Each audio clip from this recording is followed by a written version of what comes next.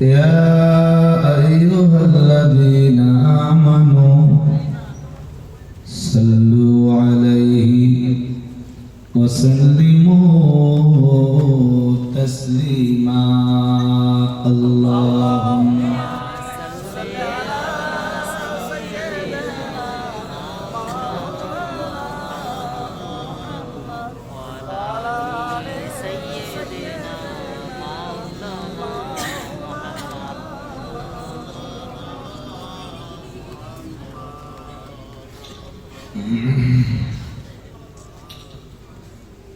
نحمده ونصلي على رسوله الكريم أما بعد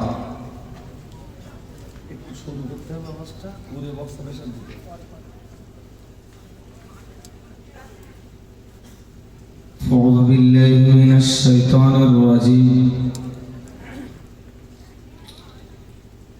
بسم الله الرحمن الرحيم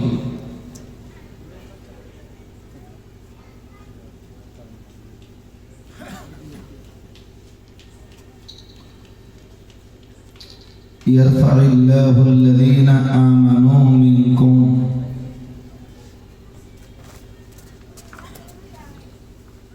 والذين أوتوا العلم درجات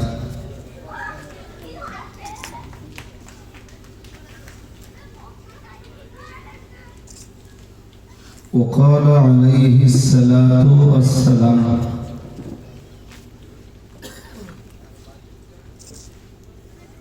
فقيه واحد أشد على الشيطان من 1000 عابد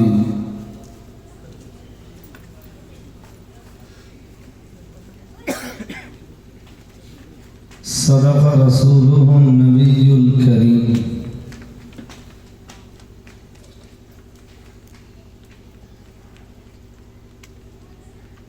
আজকের মজলিসের মাননীয় সভাপতি সাহেব,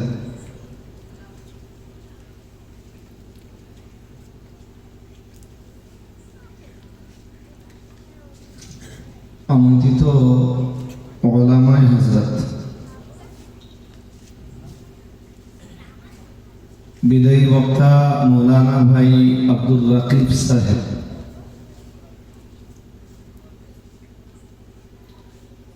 পরবর্তী বক্তা মোহতারাম হাফেজ মিজানুর রহমান সাহেব,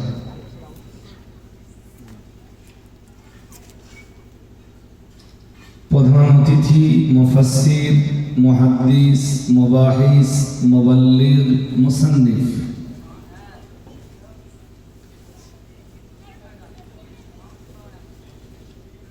মাননীয় মুফতি সাহেব হুজুর কেবলা,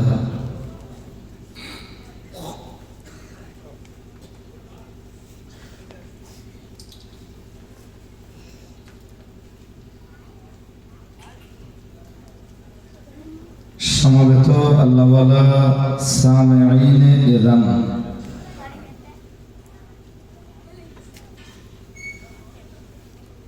পর্দানশীনা সম্মানিতা ধার্মিকা আল্লাহওয়ালি মায়েরা,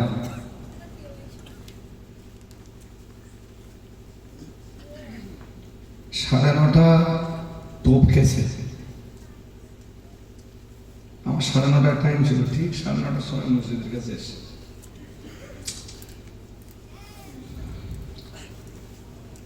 মজলিস এখনো ভর্তি হয়নি। আপনাদের এখানে এরকমটা হয় না।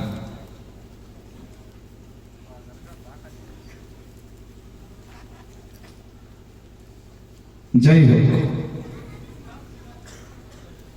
মৌলানা আব্দুর রাকিব সাহেব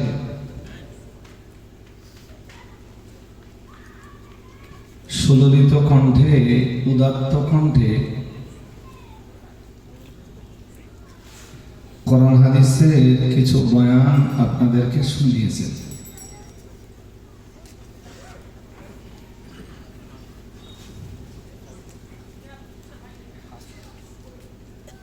সব আলেমই, সব বক্তাই এক একটা ফুলের মতো।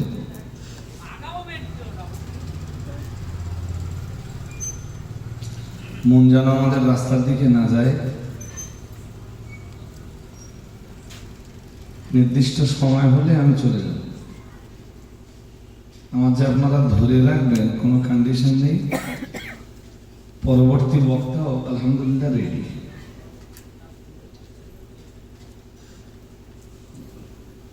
এই সময়টা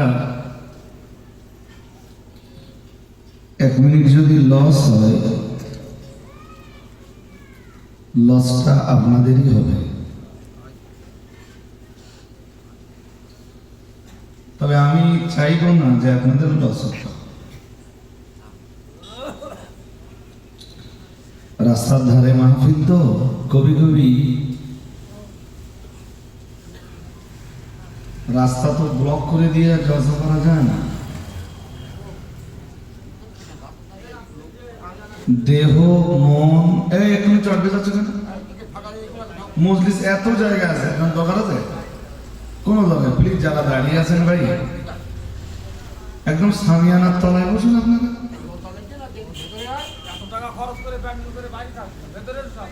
এই যে তুমি উল্টো পাল্টা মাতব্বরি করো না, বসে বসে।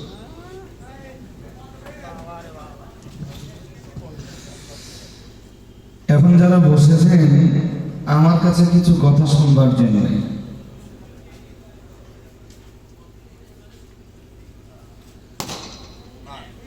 আমি আমার যা জ্ঞানগম্য তাতে আমি অজ করার কোন উপযুক্ত ব্যক্তি বলে আমার মনে হয় না।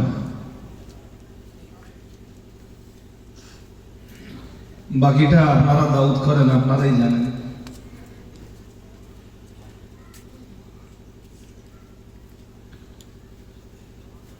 কোরআন শরীফে সূরা মুজাদালা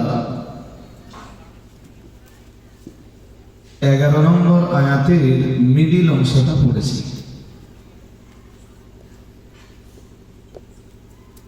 একটা আয়াতের মাঝখানের খানিকটা অংশ পড়েছি। এটা মাদ্রাসা দিছে স্যার, তাহলে আয়াত ঠিক পড়েছি। অসুবিধা নেই।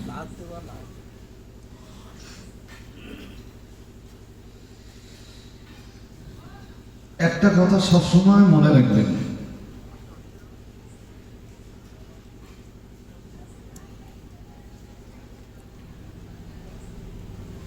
চারটি কারণে মন দিয়ে শুনতে হবে কথা। একদম মনে হলে হবে না, মন বাইরে দিলেও হবে না। চারটি কারণে মানুষের মর্যাদা উঁচুতে পৌঁছে যায়। কয়টা?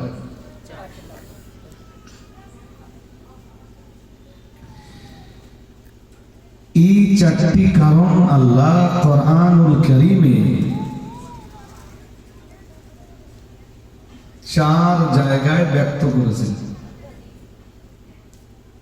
সুবহানাল্লাহ।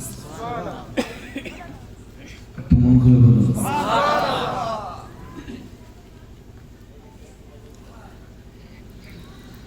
টাকায় মানুষের মর্যাদা বাড়ে না।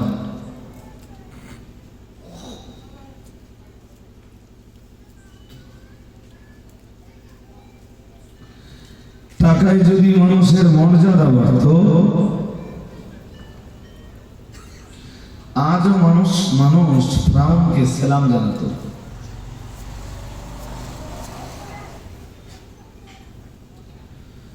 সম্পদে মানুষের মর্যাদা বাড়ে না,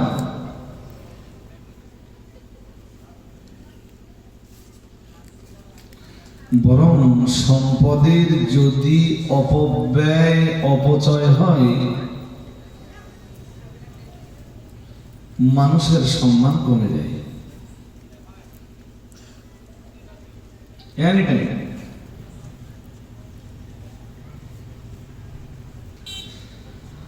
সম্পদ যদি আল্লাহর রাস্তায় খরচ না হয়ে শয়তানের খুশির জন্য খরচ হয়, ওই সম্পদ তার উপার্জনকারীকে অপমানের তলানিতে পৌঁছে দেয়।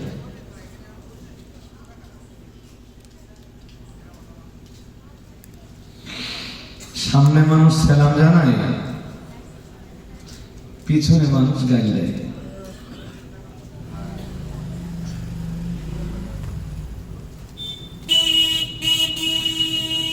সামনে মানুষ বাবু বলে ডাকে, বাবু,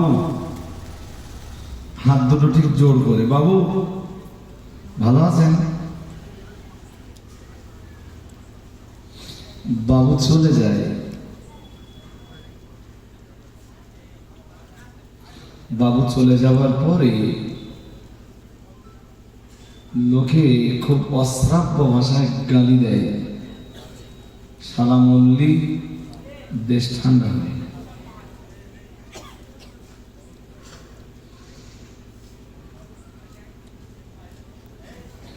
টাকা আছে,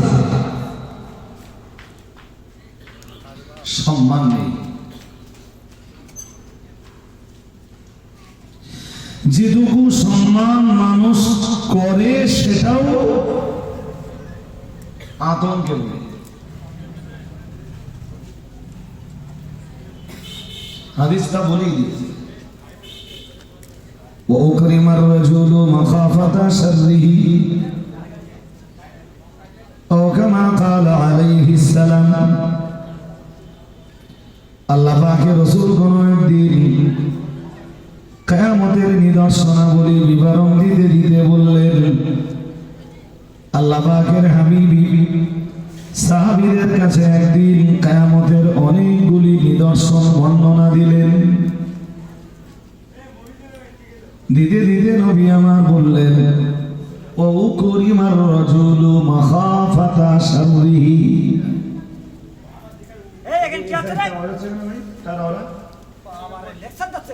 হয় মজলিসে এসে বসতে হবে, না ওই জায়গায় থাকতে হবে। প্লিজ ভাই, যারা আছেন আমাদের ডিস্টার্ব করেন না ভাই।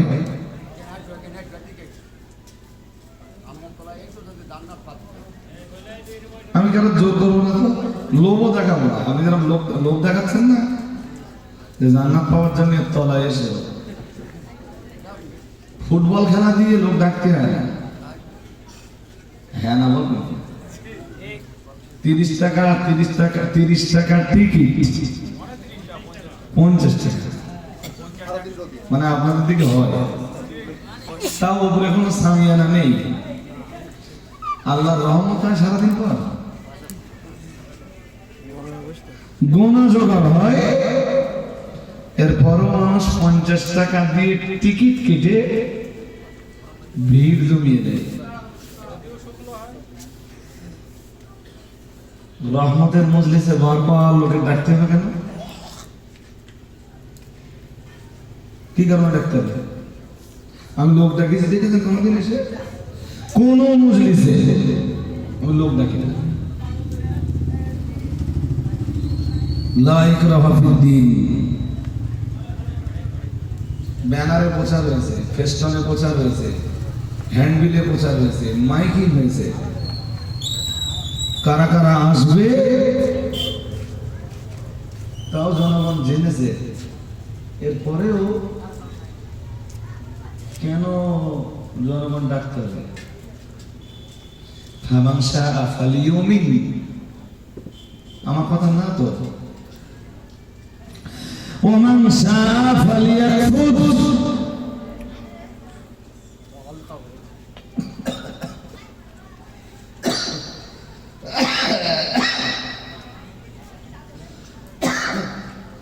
আল্লাহ তো বলেই দিয়েছে,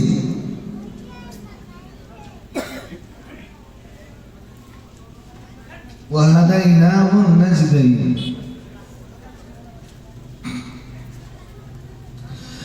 মসজিদ থাকার পরেও কেউ যদি মনে করে যে কোনো মুসলমান ঘরে জন্ম নেওয়া ছেলে যদি মনে করে যে আমি মন্দিরে দিয়ে পুজো দেব, আল্লাহ বলেই দিয়েছেন ওমান শাআ ফালিয়াকফুর।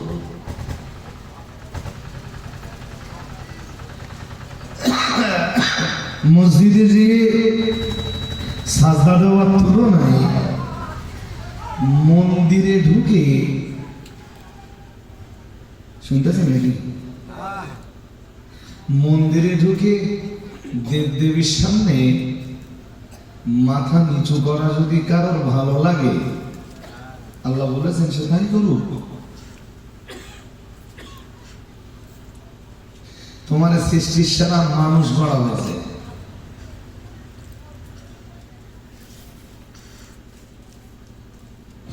সমস্ত সৃষ্টির উপরে তোমার মর্যাদা দেওয়া হয়েছে, এমনকি ফেরেশতাদের চাইতেও বেশি। তোমার জ্ঞান দেওয়া হয়েছে, বিবেক দেওয়া হয়েছে, আকল দেওয়া হয়েছে, ইলম দেওয়া হয়েছে, হেদায়েতের জন্য কোরআন দেওয়া হয়েছে, কোরআন বুঝিয়ে দেওয়ার জন্য নবীকে পাঠানো হয়েছে, শ্রেষ্ঠ রাসূলকে পাঠানো হয়েছে। রাসূলের অবর্তমানে দুনিয়ার আলেম ওলামাদেরকে তোমার কাছে পাঠানো হয়েছে।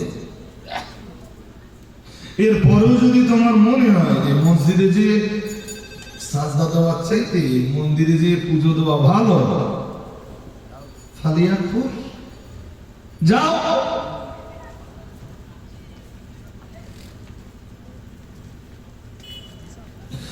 রহমতি এত সুন্দর মজলিস কায়েম হওয়ার পরেও, বেহেশতের বাগান তৈরি হওয়ার পরেও যদি তোমার মনে হয় তুমি মেলায় ঘুরবা, ফালিয়াপুর নো প্রবলেম, ঘুরতে পারো। তবে সূরা ফাতিহাটা একটু ভালো করে মনোযোগ দিয়ে পড়ে দেখো। আলহামদুলিল্লাহি রাব্বিল আলামিন আর রহমানির, আল্লাহই রহমান আল্লাহই রহিম। তবে এটাও আল্লাহ বলে দিয়েছেন পরের আয়াতে, মালিকিয়াও, বলুন মালিকিয়াও, বলেছেন আমি রহমান আমি রহিম। তবে এটাও মনে রাখিস আমি বলো বিচার দিনের মালিক। কোন দিনের মালিক? তোর तमाम জিন্দেগির আমলের চুল চেরা বিশ্লেষণ করে হয় পুরস্কার নইলে তিরস্কার, দুটোর একটা করে বুঝে দেওয়া হবে, হয় জান্নাত, পরেরটা আপনারা বলেন, নইলে। আমি কেন এত তেলাতে যাবো? এসে আমার পাঁচজন শ্রোতা, সবাই উঠে যান না, সমস্যা নেই তো, 5টা শ্রোতা থাকবে। রজবাড়ি সাহেব 5জন স্টুডেন্ট পেলেও ক্লাসে যেয়ে ঠিক পড়িয়ে দেবে। আমার ক্লাসে বাচ্চা কাচ্চা কম আসলেও আমি ফাঁকি দিই না তো, আমি এসে দায়িত্ব পালন করতে, ওই 5 জনের কাছে দায়িত্ব পালন করা হবে। তো যদি গরুর গোস্ত ভালো না লাগে, যদি শরীর গোস্ত ভালো লাগে,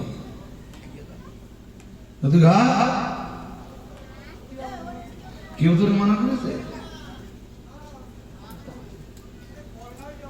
তবে গরুর গোস্ত হালাল আর শুয়োরের গোস্ত বলো, আল্লাহ বলতেছেন, এটা আমি বলে দিয়েছি। এখন ফামান শাআ ফালিউমিন ওয়া মান শাআ ফালিয়াকফুর। চাইলে তুই গরুর গোস্ত খেতে পারিস, আবার চাইলে তুই শুকরের গোস্ত, ওর ব্যাপার। কোনটা হালাল কোনটা হারাম, ফাহাদাইনাহুম নাজদাইন। সুবহানাল্লাহ, রাস্তা তো সব আল্লাহ দেখিয়ে দিয়েছে, এইটা হারাম এইটা হালাল, এটা জায়েজ এটা জায়েজ, এটা না জায়েজ, এটা বৈধ এটা অবৈধ, এটাই জান্নাত এটাই জাহান্নাম। এরপরও তুমি কি করবা সেটা তো শুধু তোমার ব্যাপার।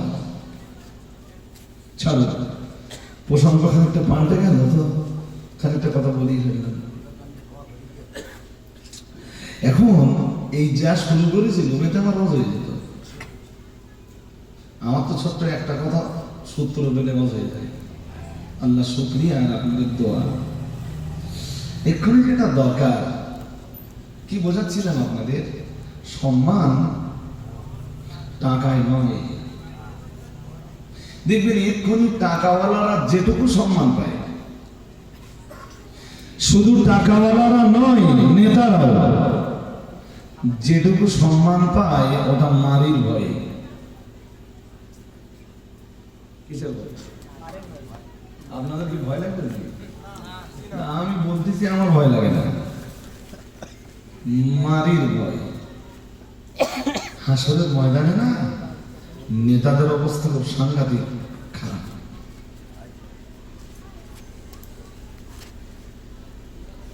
এই কথার একটা তো আমার না, আপনি খবর রাখেন না যে নেতাদের বিরুদ্ধে আল্লাহ কোরআন শরীফে কিতনা আয়াত দিয়েছেন। গোটা দেশ জুড়ে যখন কাটমানির বিরাট বিরাট তাণ্ডব চলছে, কারো ক্ষমতা নেই নেতার সামনে দাঁড়িয়ে বলা যে আমার নামে ঘর আসলো, তুই কেন 20,000 টাকা দিবি? 2021 সালে দিদির ভোটের আগে স্লোগান ছিল খেলা হবে। আরে এইটাই কি তোদের খেলা? যে আমার নামে ঘর আসবে আর তোরে 20,000 টাকা দিতে হবে, এইটাই কি সেই খেলা?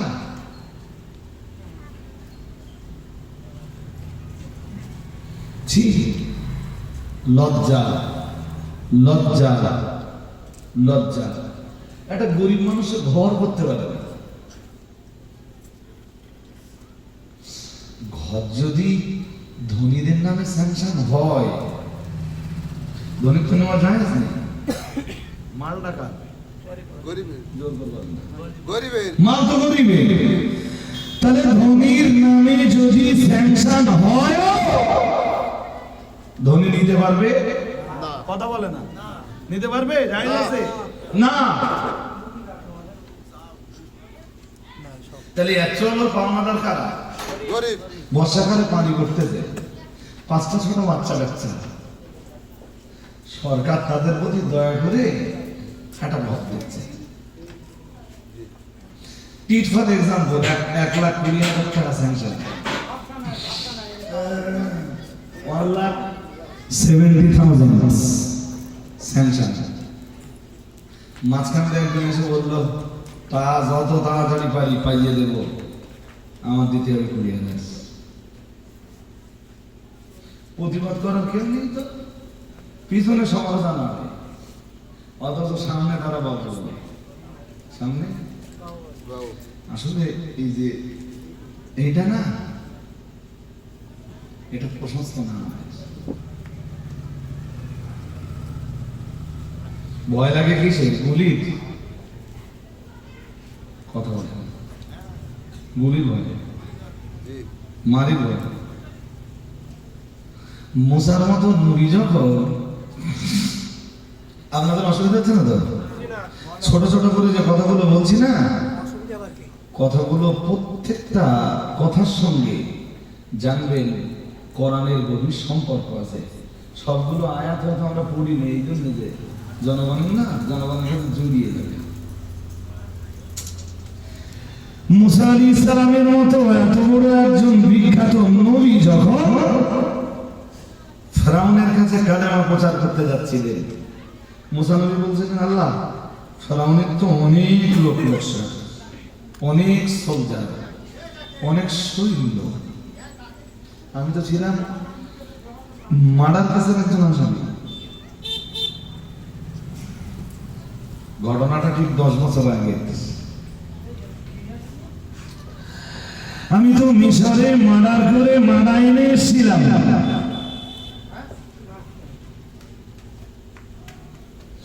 যেন এই কথাটা শুনে আবার কেউ মনে না করে যে নবীরা যদি মার্ডার করতে পারে তো আঙ্গা আরো ভালো। কথা বোঝেননি বলে এরম ধারণা কারো হতে পারে যে নবীরা যদি মার্ডার করতে পারে আঙ্গা আরো ভালো। No no no no no, আসলে নবীরা যারা মারে সে রূহ ভালো না। আচ্ছা নবীরা কি খারাপ রূহ? না জোর করে বলে। না নবীদের চাইতে ভালো রূহ কেউ আছে? না বড় বিশ্বাসের যতই মর্যাদা হোক, মুসা নবীর চাইতে মর্যাদা বেশি?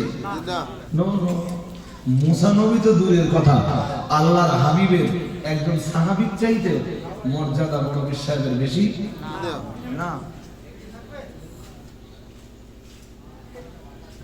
আসলে মুসা নবী যেখানে মেরেছেন মিশরের বাজারে, মারির জন্য মুসা নবীর শাস্তি হবে না, হাসরের ময়দানে শাস্তি আল্লাহ দেবে। কি এমন কাজ করলি যে আমার নবী ধরে ধরে মারলে? আমার কথা বলতে হবে। জি কি এমন অন্যায় তুই করলি যে আমার নবী মুসা ধরে এক ঘুষিতে খতম করে দিলে? আসলে মিশরের বাজারে না মুসা নবী একদম টানার উত্তকন এসে দেখেন এক কীর্তি, মানে ফেরাউনির দলের লোক মুসা নবীর দলের লোক একটা লোকের ধরে মারতেছে। মুসা নবী আর সহ্য না করতে পেরে রাগী নবী তো বেতাল রাগী। আচ্ছা কম রাগ না হলে আর আজরাইলি ঝাঁকতে পারে? জি মুসা নবীর জান কবজ করতে এসে আজরাইলি। কথা শুধু কথাই বেড়ে যাচ্ছে, আমি আমার রস শেষ করতে পারবেন কি না? আজরাইল এসে মুসলিম শরীফের হাদিসে আছে, মুসা নবীর জান কবজ করতে এসে মুসা নবীকে ডাক দিয়ে বললেন, আজিব রাব্বাকা, ও মুসা, আল্লাহ আমারে পাঠিয়েছেন তোমার জান কবজ করতে এসেছি,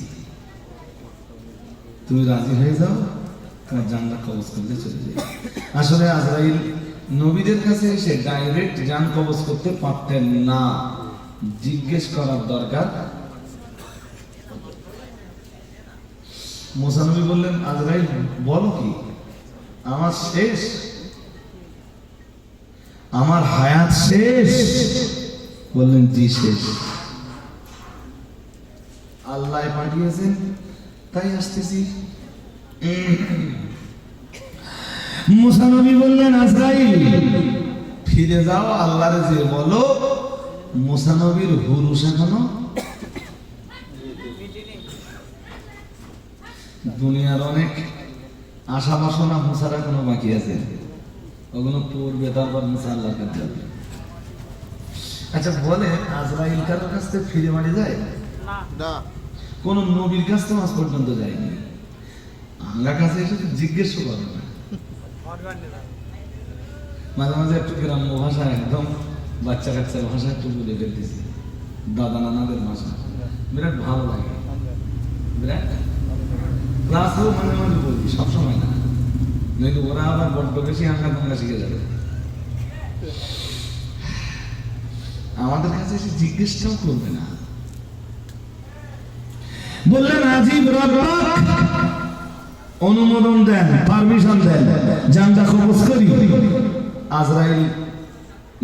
আজরাইলের কথা শুনে মুসা নবী বললেন, নো আজরাইল, অনুমতি হবে না। আজরাইল বললেন, বলেন কি, আমি কার কাছে ফিরে গেছি নাকি? তুমি কার কাছে ফিরলে না ফিরলে ওসব আমার জানার দরকার নেই। দেখো আজরাইল, আমার নাম কিন্তু মুসা, আমি আল্লাহর খুব জালালি নবী এবং খুব মেজাজি নবী, আমার রাগ অন্য নবীদের তুলনায় অনেক বেশি, বেশি যদি বেয়ারা করো হয়তো ঝেড়ে ভাবতে অধিক মন্দান না। ওই ওই এই যে ওই জন্য রাস্তায় এগুলো এই যে দোস্ত, সামলায় বাড়ি পড়ার আগে ভালো, শুনতে পেয়েছো? সামলায় বাড়ি পড়ার আগে ভালো।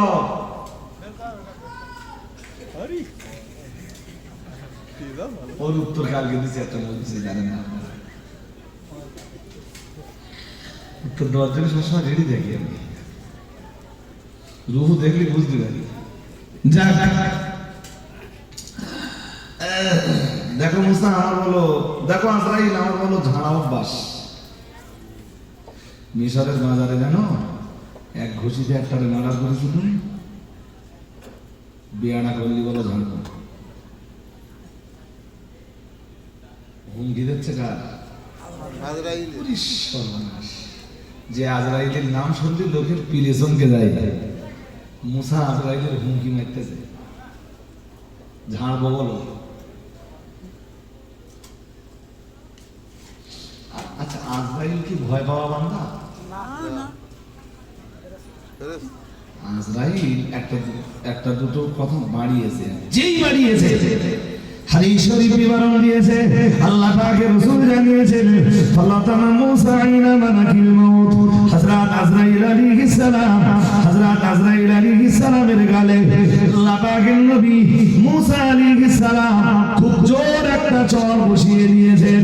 সেদিনের মুসা নবীর চড়ের ওজন এতই বেশি ছিল, ফাফাকা আইনুহু, হাদিস বিবরণ দিয়েছে এক চড়ে আজরাইলের একটা চোখ বেরিয়ে গেল, একদম উঠে গেছে এক চড়ে। চড়ের ওজনটা কম না, কথা বলে না।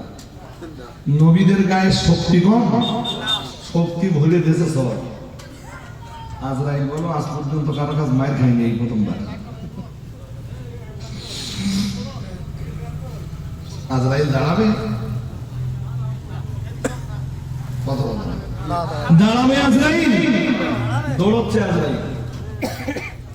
মুসা জালালি নবী যদি আর একটা গালে আর একটা ঝাড়ে,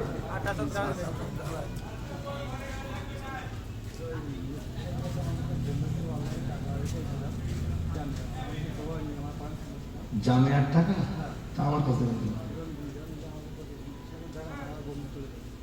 আচ্ছা কত টাকা,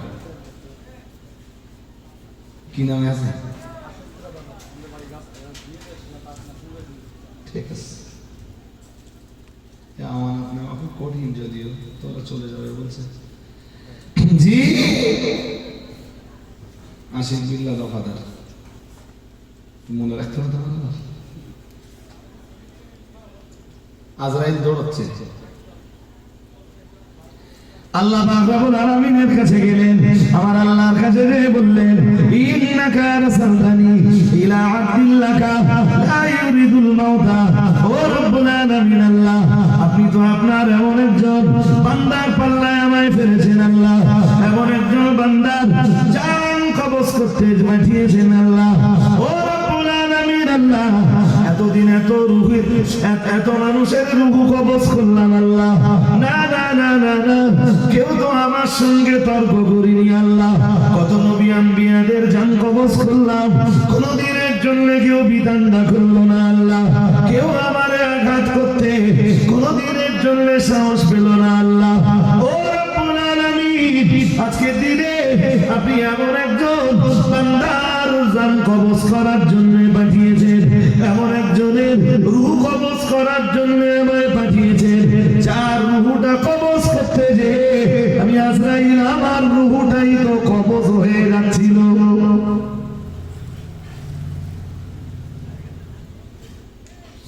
মুসা তো আমার জান কবজ করতে, আজরাইল আল্লাহরে ডেকে বলেছিলেন আল্লাহ মুসার কপাল খুব ভালো, পাওয়ার আছে না? কথা বলে না, পাওয়ার নেই আজরাইলে। বললেন আল্লাহ মুসার কপাল খুব ভালো, মুসার ভাগ্য খুব প্রসন্ন, মুসা আপনার নবী। সুবহানাল্লাহ। আল্লাহ পাকের ফেরেশতা আজরাইল আল্লাহ দেখে বলেছিলেন ও রব্বুল আলামিন, যদি মুসা আপনার নবী না হতো, আল্লাহ মুসা যদি আপনার রাসূল না হতেন, ও রব্বুল আলামিন, নবুয়ত আর রিসালাতের মর্যাদা যদি আপনি আপনার নবী মুসাকে না দিতেন, মুসাকে যদি আপনি নবী না বানাতেন, রাসূল না বানাতেন, মুসা তো আমার একটা চোখে একটা গালে চড় মেরে আমার একটা চোখ নষ্ট করে দিয়েছে। আমি আজরাইল মুসা দুটো গালে দুটো চড় মেরে মুসা দুটো চোখকেই নষ্ট করে দিলাম, কিন্তু আপনার মুসার কপাল ভালো ভালো, সে আপনার নবী, সে আপনার রাসূল। ও রব্বুল আলামিন, সর্বোপরি বড় জালালি মেজাজ দিয়ে আপনি তাকে বানিয়েছেন। ও মুসলমান বাবাজিরা, হাদিস বিবরণ দিয়েছে ফারাদ্দাল্লাহু আইনাহু আও কামা কানা আলাইহিস সালাম, এরপরে আল্লাহ মুসা নবীর চোখ আবার ফিরিয়ে দিলেন। সুবহানাল্লাহ বলুন। সুবহানাল্লাহ। আজরাইলের চোখ ফিরিয়ে দিলেন, ফের আল্লাহ বললেন, যাব আজরাইল, রাগ করো না, তোমার চোখ ফিরিয়ে দিলাম।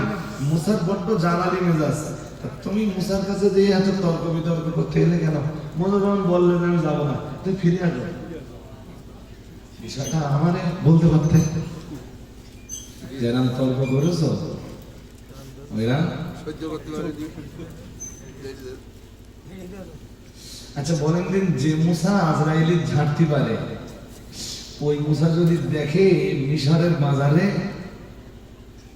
তার দলের একটা লোক ফেরাউনের লোকের কাছে মার খাচ্ছে, মেজাজ ঠিক থাকবে? জি না।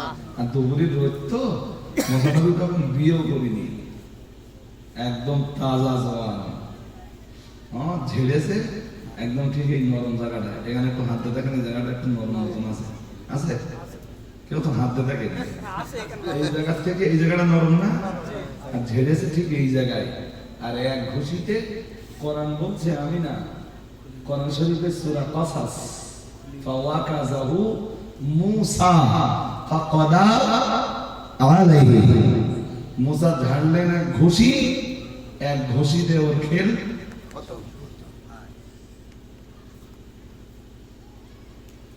এরপরে কি হলো ওই পর্যন্ত থাক, বাকিটা তো পুরো ইতিহাস। তাহলে আমি অধ্যয়ন শুরু করেছিলাম, ওখানে ফিরে যেতে হবে না, ওই জন্য আর আজকে বলবো না। জি, শুধু দরকার ছিল কোনটা? মুসা নবীরে ঠিক এই ঘটনা 10 বছর পরে আল্লাহ বললেন, এবার ফেরাউনের কাছে ফিরে যাও। ফেরাউন খুব কঠিন শাস্তি দিত যদি মুসা হিসেবে ধরা করত, হয় কারাগার, নইলে মাথা দিত, আর নইলে দৃষ্টান্তমূলক কোন কঠিন শাস্তি দিত। মুসা আল্লাহরে ডাক দিয়ে বললেন, আল্লাহ কি করব? আল্লাহ বললেন, কি করবা? কি করবা বলেছি, আবার বলছি যেন রাস্তায় চোখ না যায়, একদম লোকালিটি ছেড়ে দাও, মিশন ছেড়ে দাও, হিজরত করো, আপাতত ফেরাউনের চোখের বাইরে যাও। ফেরাউনের চোখের বাইরে চলে গেলেন, মিশরের বর্ডার ছাড়িয়ে যে চলে গেলেন মাদায়েনে, ওখানে যে বাড়িতে জায়গা পেলেন, ওই বাড়ির একটা মেয়ে মুসা নবী বিয়ে করলেন। কি করলেন? বিয়ের সময় শ্বশুর জিজ্ঞেস করলো, তো তোমার কাছে টাকা পয়সা, মোহর আমার টাকা, তাহলে আমার কাছে কিছু নেই। তা টাকা যদি না থাকে, তা মোহর আনা তো তোমার দিতে হবে, তা তুমি এক কাজ করো, তাহলে আমার দুটো মেয়ে আছে, যে একটা মেয়ে বেশি সুন্দরী, একটা মেয়ে তুলনামূলক কম সুন্দরী। যে মেয়েটা বিয়ে করবা, যে মেয়েটা বেশি সুন্দরী, ওইটা যদি বিয়ে করো, তোমার আমার বাড়ি কাজ করতে হবে 10 বছর। যে মেয়েটা একটু কম সুন্দরী, ওইটা যদি বিয়ে করো, আমার বাড়ি তোমার কাজ করতে হবে 8 বছর।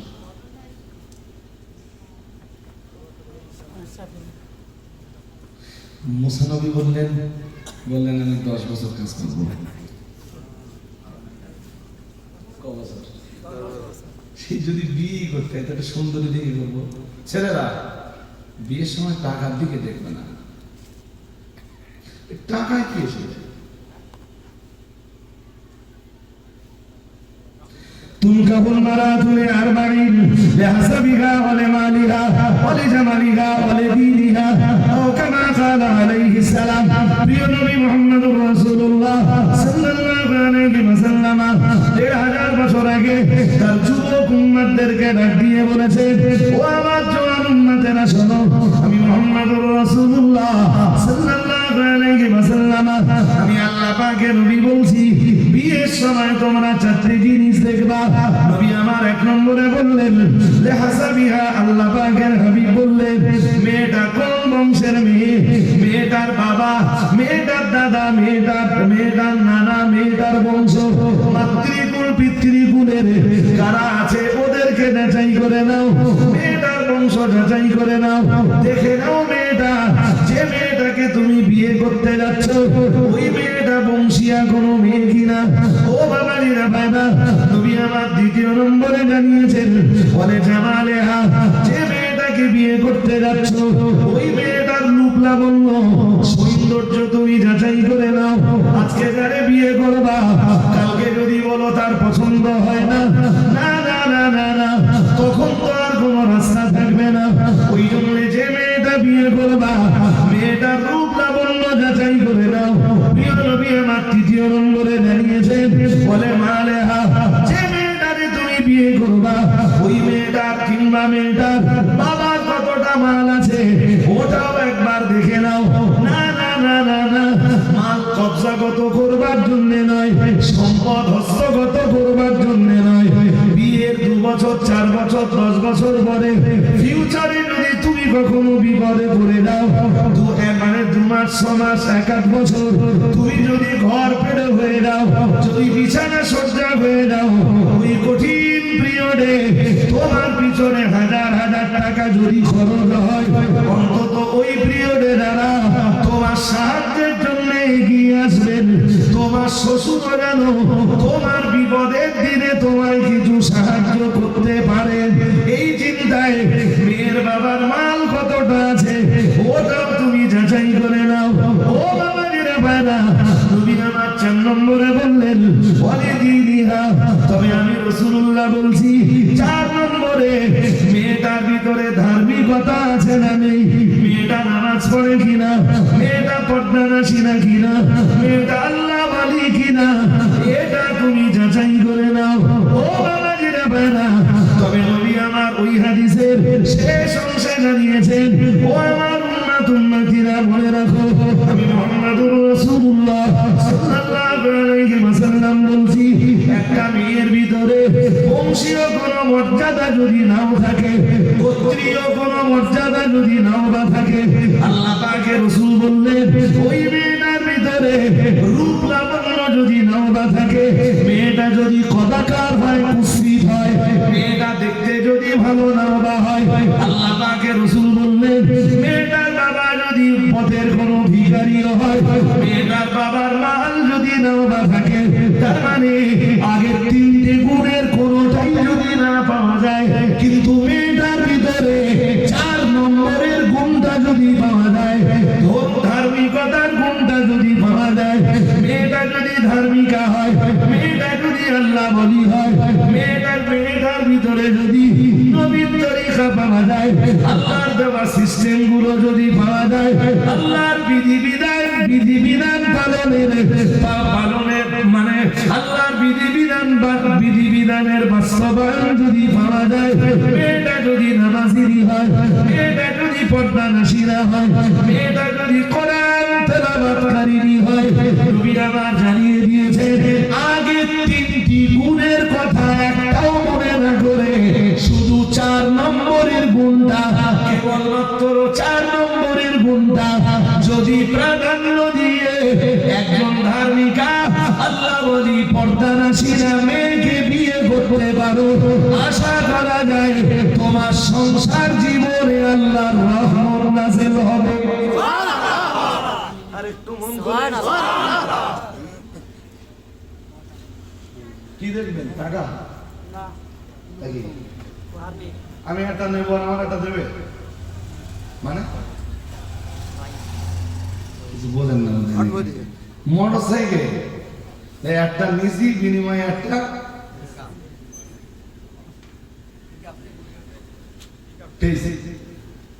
নিছি বিনিময়ে একটা, হ্যাঁ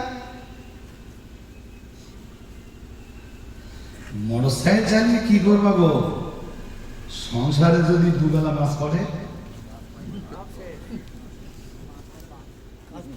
কি বলতেছেন, যদি 2 বেলা সংসারে মাছ পড়ে, মোটরসাইকেল তোমার সংসারে শান্তি আনতে পারবে? এই জন্য বিয়ে করার সময় যুবক যারা আছো এখনো বিয়ে করুনি, তা দেখলে হবে না দোস্ত। আর যদি রজবাড়ি সাহেবের কথা না নাও, ভোগ বা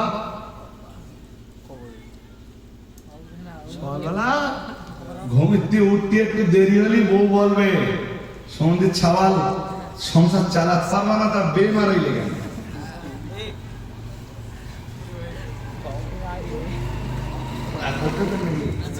হ্যাঁ? এই জন্য ধার্মিকা আল্লাহ বলি নামাজিনী একজন মেয়েকে বিয়ে করার নিয়ত করুন। মোজানবী শ্বশুর বললেন আমার মেয়ে আছে দুইটা, একটা দুটোই সুন্দরী, তবে একটু কম আর একটু বেশি। যদি কম সুন্দরীটার বিয়ে করো তার কাজ কর্ম 8 বছর, আর যদি খুব সুন্দরীটার বিয়ে করো কাজ করবা। মোসানবী বললেন আমি 10 বছর কাজ করবো। তার মানে ভালো দেবো। হ্যাঁ, ভালো বলতে পারতেছেন। ভালোর দিকে টান সবারই থাকে, ভালোর প্রতি ঝোঁক বলুন। জি। আরে বিয়ের পরে তাদের চরিত্র নষ্ট হয় কেন হয় জানেন? কাঁঠাল কিনে খাবেন, মজা লাগবে না। লোকের কাছ থেকে পেড়ে পাট বাগানের ভিতরে বসে খাবেন, মনে হবে বিরাট টেস্ট লেগেছে। কেন জানেন? চুরি করা কাটা। ওয়াসাইয়ানা লাহুম শাইতানু আমালাহুম। কোরআন শরীফে আল্লাহ বলতেছেন শয়তান ওদের আমলগুলোকে, শয়তান এই শয়তানি কার্যাবলীগুলোকে খুব সুন্দর করে, পাপের কাজগুলোকে খুব সুন্দর করে মানুষের চোখের সামনে তুলে ধরে। এই জন্য নিজের বউ ভালো লাগে না, রাস্তাতে একটা কিছু গেলি মনে হয় উনি সর্বনাশ কি যাচ্ছে, ভুলে যাচ্ছে না। রাইট। একদম রাইট। নিজের বউ বলো বিরাট ভালো, ভীষণ সুন্দরী, এরপরে ওর পছন্দ হয় না। রাস্তাতে একটা পেতনি মতো গেল, ওর মনে হয় যে এটা বিরাট ভালো, আল্লাহ আমার ক্ষমা করুন। আর আপনি আমার কথা মেলাবেন, ও বিয়ে করার পরেও যে মেয়েটার সাথে সম্পর্ক করেছে সেটা ওর বউয়ের চাইতে 100 গুণ খারাপ। জি। কতগুলো? হ্যাঁ, যে তারপরে ওর ভালো লাগবে কিছু। শয়তানি চপ করে। শয়তান এই শয়তানি কাজটাকে ওর চোখে খুব সুন্দর করে তুলেছে। এই জন্য আমি এই কথাটা প্রায় বলি, যে জিনিস সদরে খেতে যত ভালো লাগে ওই জিনিস চুরি করে খেলি আরো বিরাট মজা লাগে। চুরি করে খাচ্ছে এই জন্য মজা। ঘুম পাচ্ছে আপনাদের নাকি? একটু ভাবতেছেন যে কি বলতেছি আমি নাকি? কিচ্ছু না, ও একদম বাস্তব ছবিটা আপনাদের কাছে আমি তুলে দিচ্ছি। মেলাবেন প্রত্যেকটা আমি নাই, আল্লাহ চাইলে আমার কথা মিলে যাবে। বিয়ের পরে মুসা নবী 10-10টা বছর শ্বশুর বাড়িতে কাটানোর পর আল্লাহ এবারে হুকুম দিলেন মুসা, এতদিন তো ফেরাউনের দেশে ফিরতে পারছিলেন না, 10 বছর কেটে গেছে, ফেরাউন অনেকটা ভুলে গেছে, 1 নম্বর গল্প অনেকটা তার মন থেকে মুছে গেছে। এবার দেশে ফেরো, তোমার শ্বশুর বাড়িতে ঘর জামাই থাকার জন্য পাঠানো হয়নি।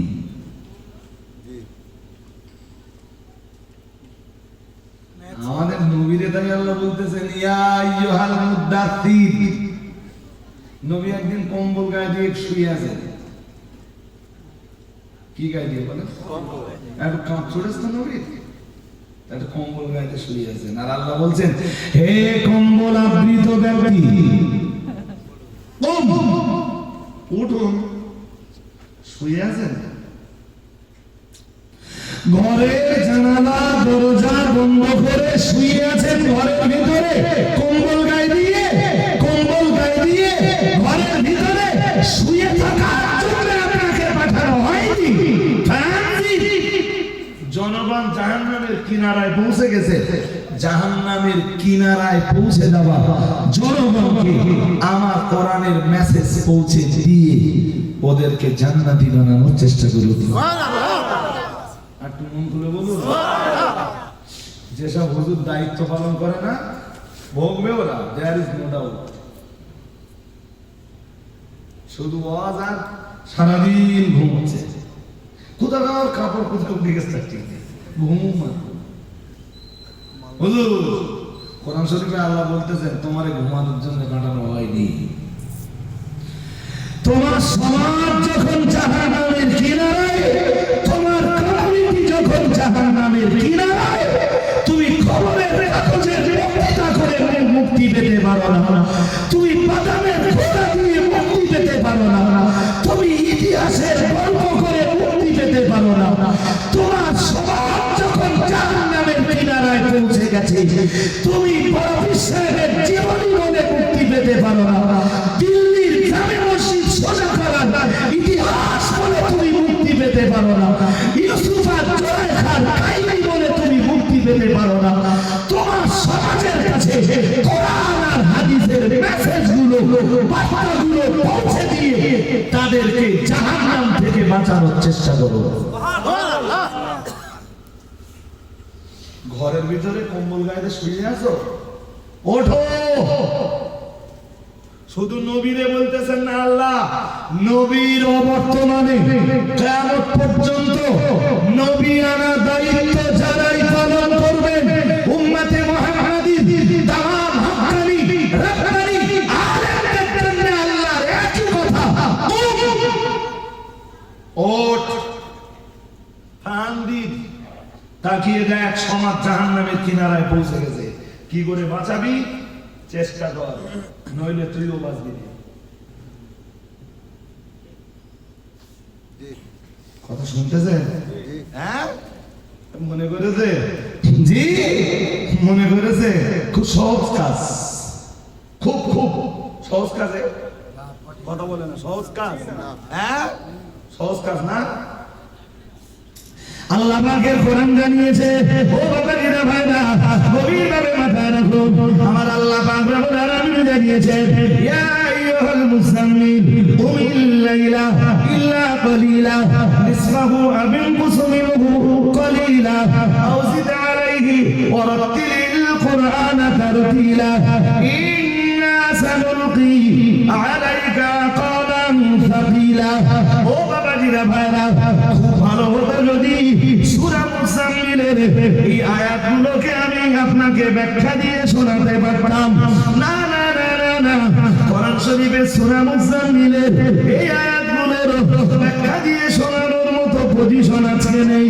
তবে শুধু এটাই মনে রাখুন, আল্লাহ পাক রব্বুল আলামিন সূরা মুজাম্মিলের 5 নম্বর আয়াতে জানিয়েছেন, ইন্না সানুলকি আলাইকা কওলান সাকিলা। ও নবী, আমি আল্লাহ পাক রব্বুল আলামিন যে কোরআন আপনার উপরে নাযিল করছি, যে কোরআন নাযিলের ধারাবাহিকতা আরো বহাল রয়েছে, এবং কোরআনের যে অংশগুলো এরপর আমি নাযিল করব, এক কথায় যে বাণী আমি আপনার উপরে নাযিল করছি নবী, যে কোরআন আমি আপনার উপরে নাযিল করছি নবী, ইন্না সানুলকি আলাইকা কওলান সাকিলা। ও নবী শুনুন, আমি আল্লাহ পাক রব্বুল আলামিন বলছি, এটা হলো কওলে সাকিল, যার বাংলা মানে হলো এটা অত্যন্ত কঠিন বাণী, এর ভারের ওজন, এর লোড অনেক অনেক গুণ বেশি। ও বাবাজিরা ভাইরা, প্রিয় নবী মুহাম্মদুর রাসূলুল্লাহ সাল্লাল্লাহু আলাইহি ওয়াসাল্লাম, আল্লাহ পাকের নবীর বিবি আম্মা জান আয়েশার বর্ণনা বুখারী শরীফের জিলদে আউয়ালের, বুখারী শরীফের প্রথম খণ্ডের কিতাবুল ওয়াহি দিয়ে হাদিস শুরু হয়েছে। ও বাবাজিরা ভাইরা, ওই অধ্যায়ের হাদিসগুলো পড়ে দেখবেন, আম্মা জান আয়েশার বর্ণনা, প্রিয় নবী মুহাম্মদুর রাসূলুল্লাহ সাল্লাল্লাহু আলাইহি ওয়াসাল্লাম, আল্লাহ পাকের নবীর উপরে যখন কোরআন নাযিল হতো, প্যারা রাসূলের উপরে যখন কোরআন নাযিল হতো, প্রচন্ড শীতের দিনে রাসূলুল্লাহ ঘরমুক্ত হয়ে যেতেন। ও বাবাজিরা ভাইরা, আম্মা জান আয়েশা জানিয়েছেন, আমি রাসূলুল্লাহকে দেখেছি আল্লাহর নবীর উপরে কোরআন নাযিল হচ্ছে, ওয়া ইন্না জাবিনাহু লাযারফুদু আরাকান। ও বাবাজিরা ভাইরা, আম্মা জান আয়েশার বর্ণনা, নবীর উপরে কোরআন নাযিল হচ্ছিল প্রচন্ড শীতের দিনে। আমি আয়েশা আমার নবীর চেহারার দিকে তাকিয়ে দেখলাম, আমার নবীর চেহারা, আমার নবীর কপাল দিয়ে ঘাম নির্গত হচ্ছে। ও বাবাজিরা ভাইরা, এজন্যই আমার আল্লাহ জানিয়েছেন, নবী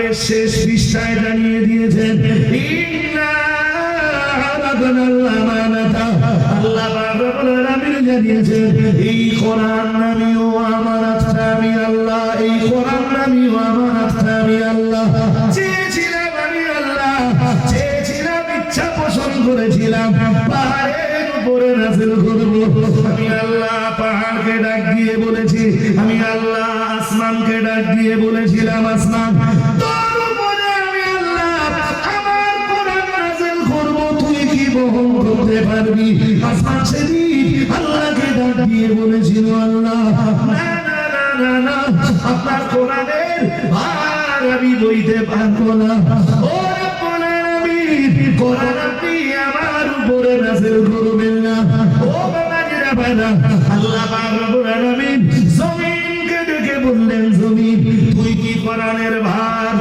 কোরআনের ভার বহন করতে পারবি আমি আল্লাহ চাইছি কোরআন তোর উপরে নাযিল করব কোরআন আল্লাহর ডাক দিয়ে বলল ও রব্বুল আলামিন আল্লাহ না না না না না আপনার কোরআনের ভার আমি বহন করতে পারবো না আপনার কোরআনের ওয়েট আপনার কোরআনের ওজন আমি নিতে পারবো না ও বাবাজিরা বাবা আল্লাহ পাক রব্বুল আলামিন দুনিয়ার পাহাড় পর্বতগুলোরে ডাক দিয়ে বললেন আসমান তো কোরআনের দায়িত্ব নিল না জমিন আমার কোরআনের দায়িত্ব বহন করলো না পাহাড় তুই কি পারবি নাকি আমার কোরআনের ভার বহন করতে ও বাবাজিরা বাবা আল্লাহ পাক রব্বুল আলামিন জানিয়েছেন আমার কোরআন নামের এই আমানাতকে আমি বিরাট আসমানকে দিতে চেয়েছিলাম যে আসমান কখনো ফেটে যায় না যে আসমান কখনো খসে যায় না যে আসমানকেও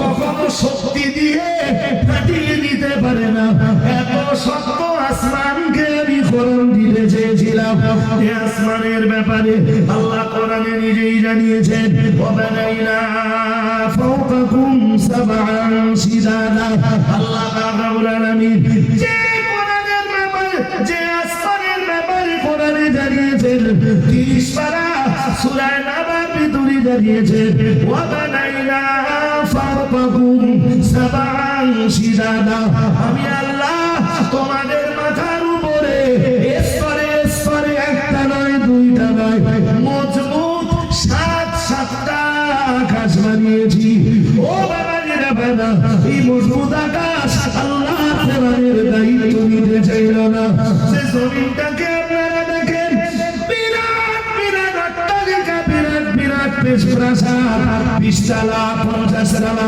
100 তলা 120 তলা পর্যন্ত বিল্ডিং বহন করে বিরাট বিরাট পাহাড়গুলোকে যে জমিন নিজের বুকে ধারণ করে রেখেছে ও বাবাজিরা বাবা আল্লাহ পাক রব্বুল আলামিন এই কোরআনকে জমিনকে দিতে চেয়েছিলেন না না না না না জমিনে কোরআনের ভার বহন করিনি আল্লাহ পাক রব্বুল আলামিন পাহাড়কে বলেছিলেন পাহাড় তুই কি পারবি আমার কোরআনের ভার বহন করতে পাহাড় বলেছিল রব্বুল আলামিন আল্লাহ না না না না না আপনার কোরআনের ভার আমি বহন করতে পারবো না আল্লাহ বললেন ফাআবাইনা আইয়াহমিলাহা ওয়া আশফাকনা মিনহা ওয়া হামালাহাল ইনসান আল্লাহ পাক রব্বুল আলামিন বললেন আসমান দায়িত্ব নিল না জমিন দায়িত্ব নিল না পাহাড় দায়িত্ব নিল না ওয়া হামালাহাল ইনসান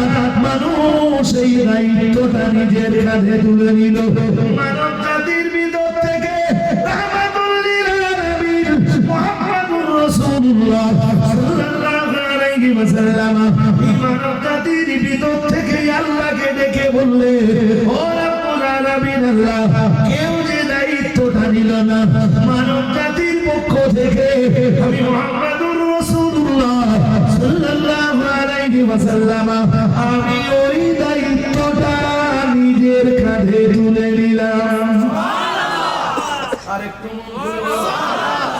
দায়িত্ব কে নিলেন জোর করে বলেন এখন কোরআনের ভার আছে না নেই এমনি দেখতেছেন 1.5 কেজি ওজন ওর ওজন আছে না নেই হ্যাঁ সাঙ্গা হুজুরদের কাছে এখন আর ওজন মনে হয় হুজুরদের কাছে না ওয়াজের স্টেজে কোরআন শরীফ বললি তারপর তো বলবো। আমি কোরআন শরীফ পড়বোই না, তোমার ভুল পারবো না। क्या बात। हाजिरीन हाजिरीन हाजिरीन मजलिस, কোরআনের ভার আছে না? আসমান দায়িত্ব নিলেন। আপনি জানেন আসমানের ভার কত? আপনি কি জানেন আসমান কতটা চওড়া?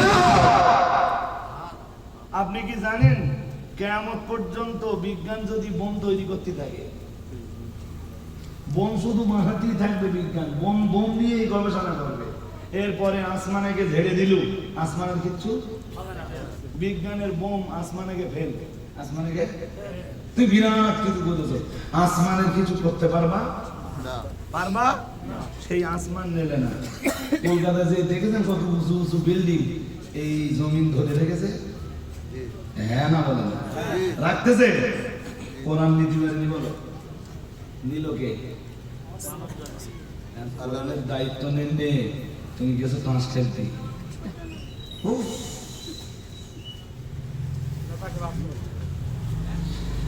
আরে কোরআনের দায়িত্বতে এই মানব মণ্ডলীর পক্ষ থেকে তোমার নবী নিজের কাঁধে তুলে নিয়েছে।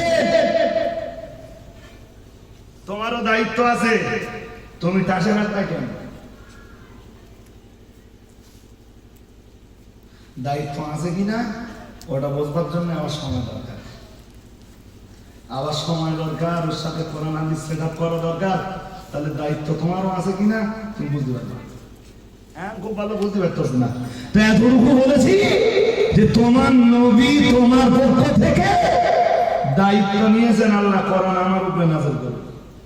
আল্লাহ বলতেছেন পাহাড় শক্ত না নরম? একটু একটু না, খুব খুব শক্ত পাহাড়। যারা পাহাড় কাটে ওরাই বুঝতে পারে কত গায়ে। সৌদি দেখেছি, সৌদিতে মেশিন দিয়ে পাহাড় কাটতেছে। তাও কি সময় কত কম লাগে? জোর করে বলেন, না। সময় কম লাগে? বিপুল সময় লাগে, বিপুল। ওই পাহাড় পর্যন্ত কোরআন নেবে না। নবী বললেন আল্লাহ আমি নেব। একটু মুখ খুলে বলুন। আর নবী ওই যে কোরআন নিলেন, নবীরও সম্মান বাড়িয়ে দিলেন কে? আল্লাহ। আর উম্মাতের সম্মানও বেড়ে গেল, কারণ উম্মাতের পক্ষ থেকেই তিনি কোরআনের দায়িত্ব দিয়েছেন। এখন তুমি সেই উম্মাতের হুজুর হয়ে, সেই উম্মাতের দায়িত্ব নেই, সেই উম্মাতের পিজ্জাদা হয়ে, সেই উম্মাতের পীরে কামেল সেজে অজনসিয়াতের মজলিসে তোমার কাছে আর কোরআন নেই, তোমার মন যা চাচ্ছে তুমি তাই বলে বেড়াচ্ছ। আড্ডা মারা হচ্ছে,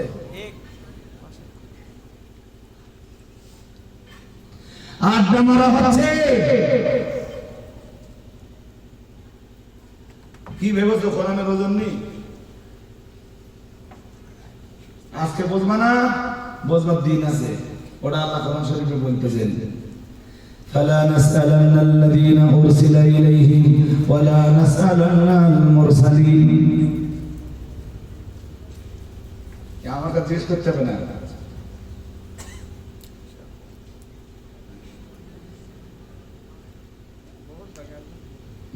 আপনারা তো ফিরতে পারলো না, ফিরবো তো, এখনো ইচ্ছা আছে। অন্তত মৌলিক কথাগুলো বলে আজকে ছেড়ে দেবো। জি, আমার কাছে জিজ্ঞেস করতে হবে না। এই গ্রামে অনেক আলেম আর হাফেজ আছে। সূরা আরাফের প্রথম পৃষ্ঠায় ওই আয়াত আছে, ফালা নাসআলান্নাল্লাযীনা উরসিলা ইলাইহিম ওয়ালা নাসআলান্নাল মুরসালিন। এই আয়াত আছে কোরআন শরীফে। ওর মানে কি জানো? সব মানে বলতেছি না, শুধু একটুখানি বলতেছি শেষের অংশটা। আল্লাহ বলতেছেন নবীদেরও ছাড়বো না, নবীদেরও আমি কোশ্চেন করব। আমার দেওয়া দায়িত্ব নবীরা কতটা পালন করেছে। কাদের ছাড়বে না? জোর করে বলুন। আমার ছেড়ে দেবে বলে সহজে আমার ছেড়ে দেবে।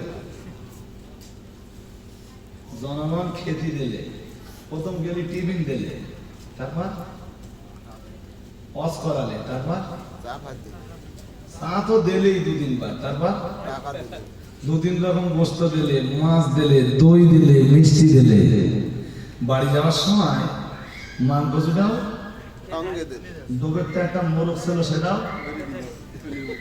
তারপর পুকুরি কাতলা মাছ ছিল সেটাও হুজুর বলে দিল। আরে হ্যাঁ না বলেন হুজুর বলে দিল। আর আপনাদের কি বলতে ওরা যাওয়া পাচ্ছে না, কাতলা মাছটা গরিব লোকের দেন আর সব বেশি হবে, আমার দিলে কিচ্ছু হবে না হুজুর কিচ্ছু। আরে হুজুর তো কি হয়েছে, হুজুর কোরআন শরীফের কোন জায়গায় আছে নাকি যে হুজুর লিখে দাও? আছে? আরে হ্যাঁ না বলে না, আছে? কি আছে কোরআন শরীফে, কি আছে? একটা আয়াত আছে হুজুর লিখে দাও। না পাশের গরিব খেতে পাচ্ছে না, উনি জল পাচ্ছে, কাতলা মাছ না হুজুরিটা খাচ্ছে। আজাদ পাচ্ছ না, ভণ্ডামি করার জায়গা পাচ্ছ না, মনে মনে করছে হুজুর আমার থাকাবে না, তোমার হুজুরিটাই থাকা কি আসলে মানে বুঝতে পারছো না? জি আল্লাহ বলতেছেন ওয়ালা রাসালাল মুরসালিন, আমি নবীদেরকেও ছাড়ব না। কে বলতেছেন? আল্লাহ কে বলতেছেন? আল্লাহ বিদায়ী হবে 1 লক্ষের বেশি সাহাবী। মুখস্থ করুন কত সাহাবী? 1 লক্ষের বেশি সাহাবী রাসূল তাদের কাছে ওয়াজ করছেন। আল্লাহ পাকের নবী বিদায়ী হজ্জের ময়দানে ভাষণ দিতে দিতে বললেন, ও আমার সাহাবীরা, আমি মুহাম্মদুর রাসূলুল্লাহ সাল্লাল্লাহু আলাইহি ওয়াসাল্লাম, আল্লাহ তো আমায় রিসালাত দিয়েছেন, আল্লাহ তো আমায় নবুয়ত দান করেছেন, আমাকে আল্লাহ নবী বানিয়েছেন, শুধু তাই নয় নবীদের নেতা বানিয়েছেন, আল্লাহ পাক রব্বুল আলামিন আমায় রাসূল বানিয়েছেন, বরং রাসূল দিগের সরদার বানিয়েছেন। আমি মুহাম্মদুর রাসূলুল্লাহ সাল্লাল্লাহু আলাইহি ওয়াসাল্লাম, আমার ব্যাপারে তো আল্লাহ বলেছেন, ইন্নী কুল ইয়া আইয়ুহান নাস ইন্নী রাসূলুল্লাহি ইলাইকুম জামিয়া।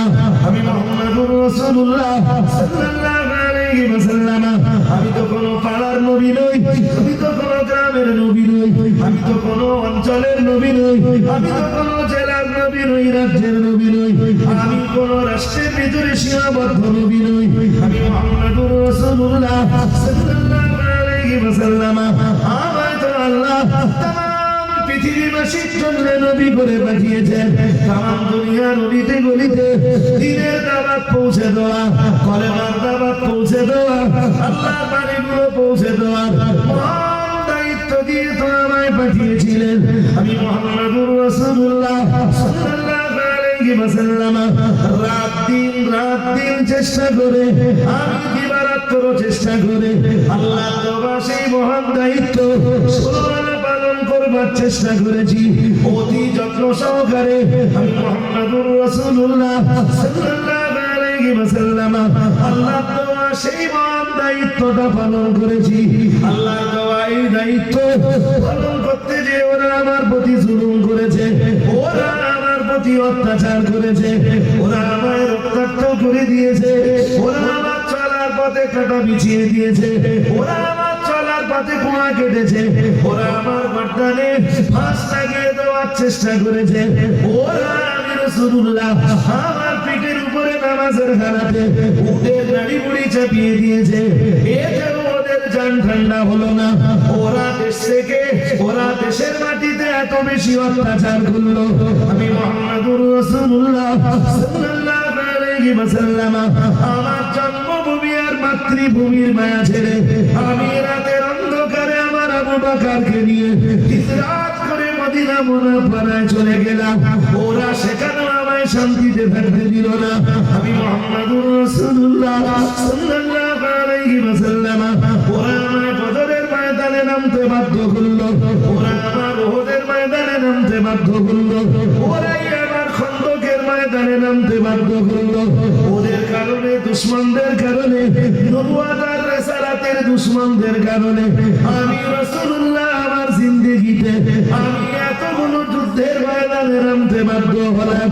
যুদ্ধের ময়দানে আমি রাসূলুল্লাহ আল্লাহর দ্বীনকে জিন্দা করার জন্য, নবুয়ত আর রিসালাতের এই মহান দায়িত্ব পালনের জন্য আমার বহু সাহাবীকে আমি জিহাদের ময়দানে হারিয়ে ফেললাম। ও আমার সাহাবীরা, আমি মুহাম্মদুর রাসূলুল্লাহ সাল্লাল্লাহু আলাইহি ওয়াসাল্লাম আগামী বছর আমি এই বিদায়ী হজ্জের ময়দানে দাঁড়াতে পারবো কিনা জানি না, তবে আমার মনে হয় জানো আগামী বছর আমি আর এই ময়দানে দাঁড়াতে পারবো না। ও আমার সাহাবীরা, আল্লাহ দিন প্রচারের জন্য আমি নবী এত কষ্ট করলাম, ওদের ময়দানে আমি নবী রক্তাক্ত হয়ে গেলাম, আমার দাঁত শহীদ হয়ে গেল, ওদের ময়দানে আমি নবী আমার মাথা কেটে গেল, তাইয়ের ময়দানে মার কেটে কেটে কেটে কেটে আমি নবী বেহুশ হয়ে গিয়েছিলাম। ও আমার সাহাবীরা, আমি আগামী বছর এই ময়দানে হয়তো দাঁড়াতে পারবো না। ও আমার সাহাবীরা, এখন তোমরা আমায় বলো না হাল বাল্লাগতু, হাল বাল্লাগতু, হাল বাল্লাগতু। আমি মুহাম্মাদুর রাসূলুল্লাহ সাল্লাল্লাহু আলাইহি ওয়াসাল্লাম, আমি কি আল্লাহর দেওয়া সেই মহান দায়িত্ব পালন করতে পেরেছি? আমি কি আল্লাহর দেওয়া সেই মহান দায়িত্ব তোমাদের কাছে পালন করতে পেরেছি? রিসালাতের নবুয়তের মহান দায়িত্ব কি পালন করে তোমাদের কাছে তা পৌঁছে দিতে পেরেছি? ও বাবাজিরা ভাইরা, বিদায়ী হজ্জের ময়দানে तमाम সাহাবীরা এক বাক্যে বললেন বাল্লাগতা ইয়া রাসূলুল্লাহ, বাল্লাগতা ইয়া রাসূলুল্লাহ, বাল্লাগতা ইয়া রাসূলুল্লাহ, ইয়া রাসূলুল্লাহ, ইয়া হাবিবাল্লাহ। হুজুর, আপনি অবশ্যই আল্লাহর দেওয়া দায়িত্ব পালন করেছেন। হুজুর, নবুয়তের রিসালাত অবশ্যই আপনি মানুষের দ্বারে দ্বারে পৌঁছে দিয়েছেন। ও বাবাজিরা ভাইরা, প্রিয় নবী মুহাম্মদুর রাসূলুল্লাহ সাল্লাল্লাহু আলাইহি ওয়াসাল্লাম तमाम সাহাবীর কাছে সাক্ষ্য নেওয়ার পরে এবারে বললেন আল্লাহুম্মা শাহাদ, আল্লাহুম্মা শাহাদ, আল্লাহুম্মা শাহাদ। ও রব্বুল আলামিন, আপনি সাক্ষী থেকে যান আমি নবী আমার দায়িত্ব পালন করেছি। আল্লাহ, আপনি সাক্ষী থেকে যান আমি নবী আমার দায়িত্ব পালন করেছি। ও রব্বুল আলামিন, আপনি সাক্ষী হয়ে থাকুন আল্লাহ, আমি মুহাম্মাদুর রাসূলুল্লাহ সাল্লাল্লাহু আলাইহি ওয়াসাল্লাম নিশ্চয়ই আমি আমার দায়িত্বটা পালন করেছি। দায়িত্ব পালন করার পরে বিদায়ী হজ্জের ময়দানে নবী সাক্ষী রাখতেছেন না? জি কথা বলে না। সাহাবীদের জিজ্ঞেস করতেছেন না? আল্লাহরে ডেকে সাহাবীদের প্রদত্ত সাক্ষ্যের উপরে আল্লাহকে নবী সাক্ষ্য মানাচ্ছেন না? কেন মানাচ্ছেন? কথা বলো।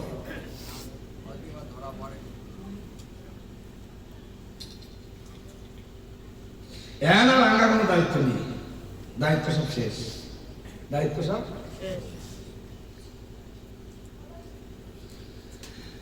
আরো আরো এই সমাজের মাটিতে যারা দায়িত্ব পালন করছে তারা ভয় করে, তারা সুবহানাল্লাহ বলে।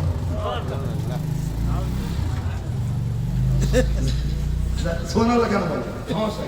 নবীরে বয়কট করে দে, ভালো লোকগুলোই বয়কট হচ্ছে না, সুবহানাল্লাহ বললে যাবে নাকি?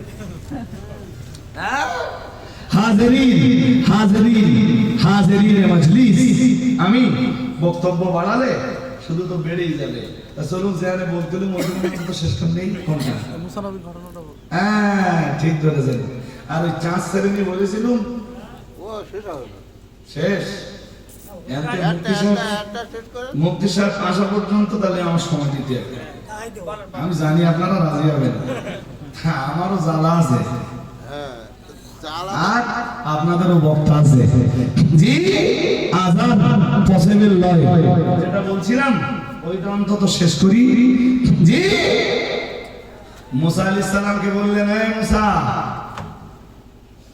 এত বড় দায়িত্ব দিছি আর শ্বশুর বাড়ি পড়ে আছো, কোথায় আছো? হ্যাঁ, ঘর জামাই। সে 10 বছর কাজ করতে। হ্যাঁ, 10 বছর তো মিটে গেছে, এখনো থাকবার ইচ্ছা। আল্লাহ বলতেছেন, এই মুসা, ইযহাব ইলা ফিরআউন ইন্নাহু তাগা ফাকুল হাল লাকা ইলা আন তাযাক্কা। সুবহানাল্লাহ। আর তো মন খুলে বলুন, শ্বশুর বাড়ির আদর ভুলে যাও,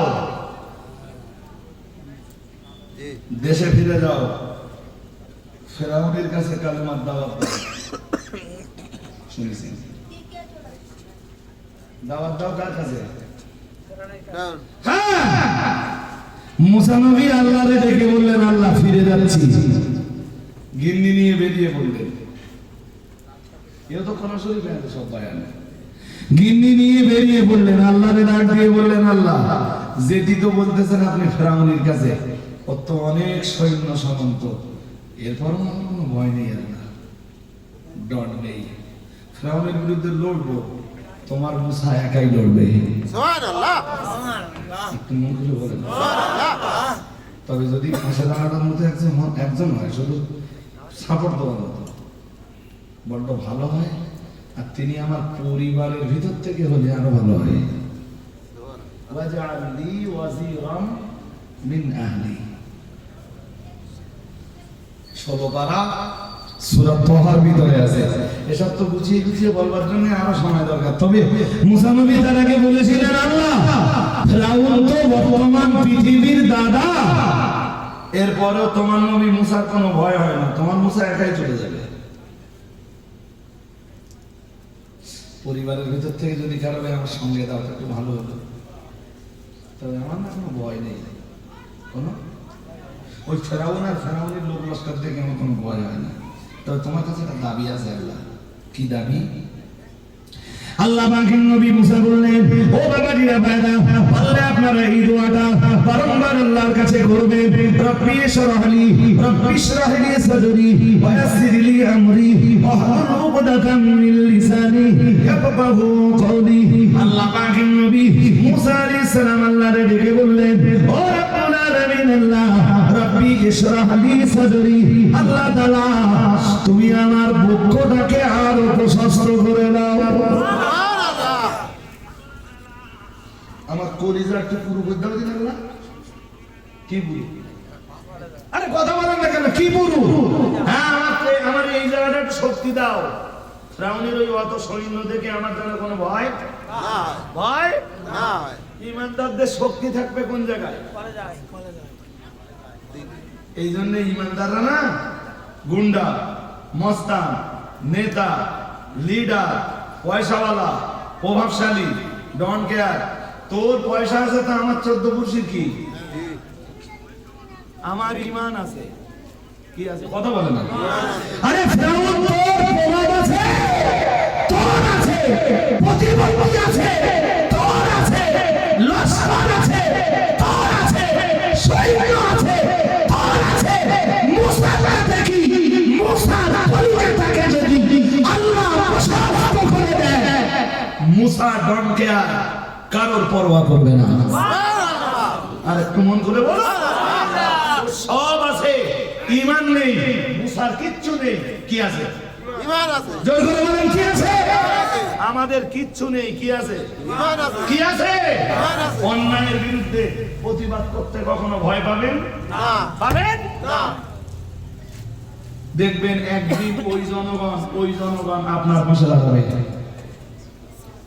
কি দোয়া চাইবেন? রব্বি পড়ুন, রব্বি ইশরাহ লি সাদরি, ওয়া ইয়াসসির তুমি আমার কলিজাটা একটু পুরু করে দাও আল্লাহ, সিনাটাকে প্রশস্ত করে দাও, আমার কলিজায় শক্তি নসিব করে দাও। সুবহানাল্লাহ পৃথিবীর কোন শক্তি দেখে মুসার যেন ভয় না হয়।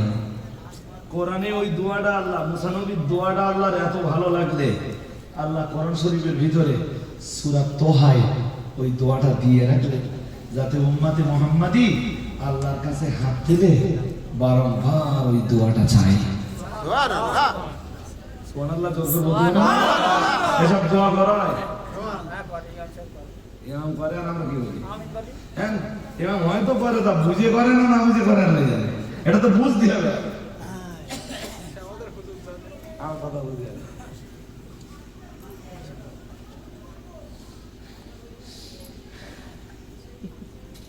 কথা বুঝতে পারেননি? জি হ্যাঁ, ইমাম সাহেবের 10টা কসি, আর কোরআন শরীফের যে দোয়ার ভিতরে আছে যে আল্লাহ তুমি কসি দাও, ইমাম শুদ্ধই করে কসি কয় কথা বলা, কসি কয়টা? 10টা কসি। এরপরে বলতে আল্লাহ তুমি আমার ইমামের জিজ্ঞেস করা হচ্ছে, হুজুর তোমার বাচ্চা কাচ্চা কটা? তাহলে 10। তা তুমি এখন এই দোয়া করতেছ কেন? 10টাতে বসাচ্ছে না, তাহলে কেন ওই দোয়া কি আছে? তাহলে ওই দোয়ার ভিতরে না আছে, আল্লাহ তুমি আমার কচি গাছ নসিব করে দাও। মানে এই দোয়ার মানে যদি আমি বুঝতে পারতাম 10 বছর আগে দোয়া বন্ধ করে দিতাম। সমস্যা হচ্ছে কিছু দোয়া আমরা চাই, মাগার ওই দোয়াগুলো আমরা বুঝি না। এই দোয়াগুলো বুঝে বুঝে চাইবেন, তাহলে তো ফল আসবে। মুসা নবী আবার বললেন, ওয়াসির লি আমরি। আল্লাহ এই নবুয়ত আর রিসালাতের যে দায়িত্ব দিয়েছেন, এই দায়িত্বটা সহজ না, সহজ না। আল্লাহ এই দায়িত্ব পালনটা না আপনি আমার জন্য একটু সহজ করে দিন। আপনি নবী না রাসূলুল্লাহ, একটা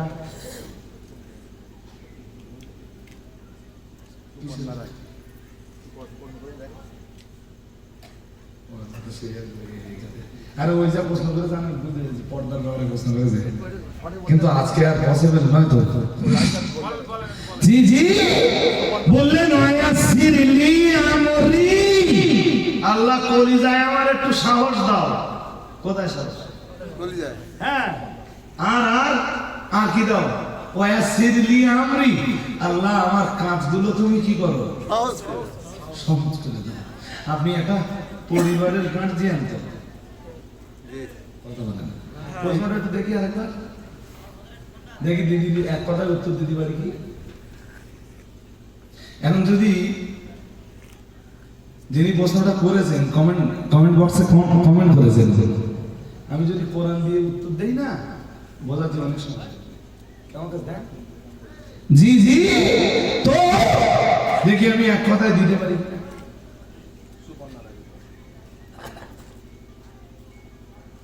মানে না মানলে কোনো সমস্যা নেই। হ্যাঁ হ্যাঁ, দিচ্ছি। সহজ উত্তর আছে। যাক, আমি বক্তব্য ছাড়বো। তো আপনি একটা পরিবারের গার্জিয়ান তো? হ্যাঁ না বলেন, দায়িত্ব আছে? আরে পরিবারের দায়িত্ব আছে নাকি? আছে তো। আল্লাহরে বলেছেন আল্লাহ যে পরিবারের এত বড় দায়িত্ব তুমি আমার মাথায় দিলে, তা তুমি কাজটা একটু আমার জন্য সহজ করে দাও। বলেছেন কোনদিন? বলবেন। মুসা নবীর মতো একটু দোয়া করা শেখেন আল্লাহর কাছে। সবচেয়ে বড় সমস্যা আমরা আল্লাহর কাছে কিছু চাইলে, অথচ আল্লাহ বলেছেন উজিবু দাওয়াতাদ দাঈ ইদা দাআন।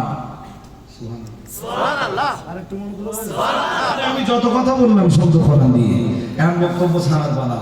দিদি একটা প্রশ্ন করেছেন, একজন লাইভে আছেন, প্রশ্ন করেছেন ইসলামে পর্দা বিধান কি মানতেই হবে? আরে ইসলামে কেন, হিন্দুদেরও মানতে হবে। আমার কথা বলতে নট ক্লিয়ার আপনাদের কাছে?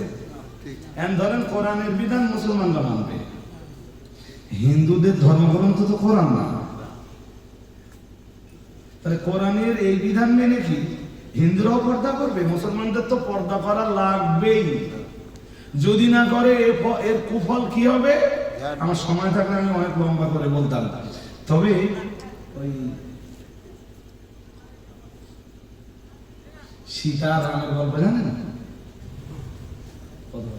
জি। কোরআন দিয়ে যদি আমি জবাব দিই না, আমি দিদিরই বোঝাতে পারবো না। সীতা রাম, ইতিহাস আমি বিরাট যে জানি তা না। আমার চাইতে হয়তো একজন হিন্দু ভাই, হিন্দু বোন, একজন হিন্দু পণ্ডিত হয়তো অনেক ভালো জানতে পারে।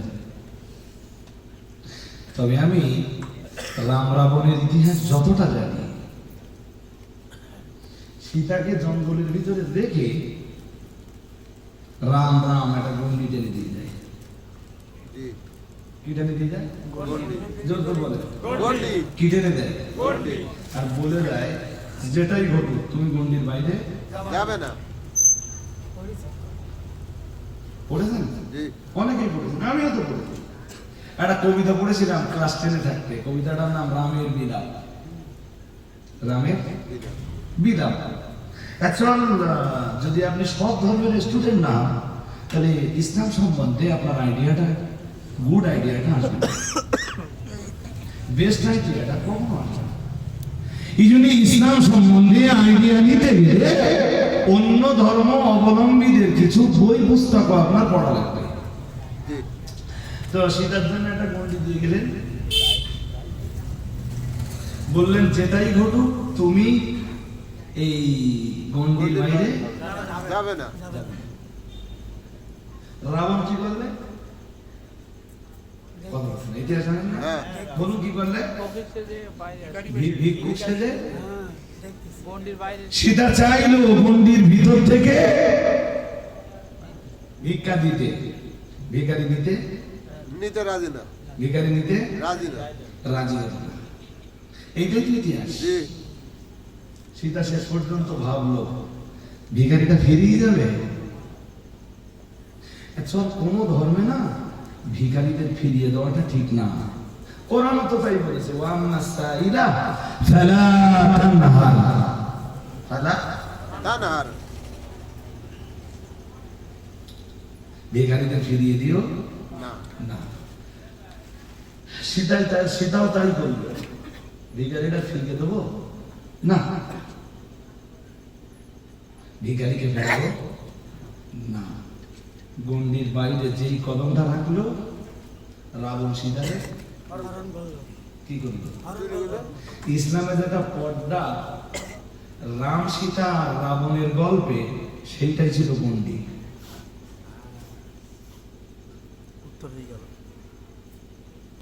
আমার কথা কি বুঝতে পারতেছেন? জি। মুসলমান মেয়েরা তো কোরআনের বিধান অনুযায়ী পর্দা করবে। আজও হিন্দু ঘরের কোন মেয়ে যাতে সীতার মতো অপহৃতা না হয়, তাই হিন্দু ঘরের মেয়েরা গন্ডির ভিতরে থাকবে। যেটা আপনাদের ভাষায় আপনারা গন্ডি বলতেছেন, আমরা কোরআনের ভাষায় ওইটাকে কি বলছি? পর্দা। জোর করে বলুন। পর্দা। উত্তরটা কি মোটামুটি হয়েছে বলুন? জি, জি, জি। এই পর্যন্ত থাক। 2-3 মিনিট, only 2-3 মিনিট।